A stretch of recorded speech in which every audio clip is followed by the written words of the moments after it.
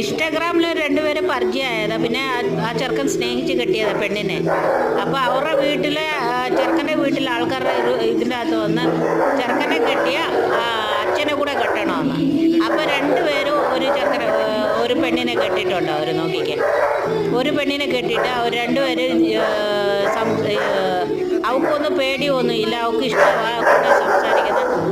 അവരുടെ നാട്ടിലൊക്കെ ഇങ്ങനെയൊക്കെ നടക്കുമെന്ന് മോൻ കെട്ടിയ അമ്മായച്ചന് കെട്ടുമെന്നാണ് പറഞ്ഞേക്കുന്നത്. അപ്പോൾ അമ്മായിമ്മയാണോ ഇല്ല മരുമോളാണോ എനിക്ക് മനസ്സിലാവുന്നില്ല. പക്ഷെ ഇതുപോലെ എല്ലാം നടന്നുകൊണ്ടിരുന്നത് എങ്ങനെ ആൾക്കാർക്ക് ആ പെണ്ണ് ഒരു കൂച്ചം ഇല്ലാതെ നിൽക്കുന്ന കണ്ടില്ല. അവൾക്കൊരു ഭയങ്കര ഇഷ്ടമായി.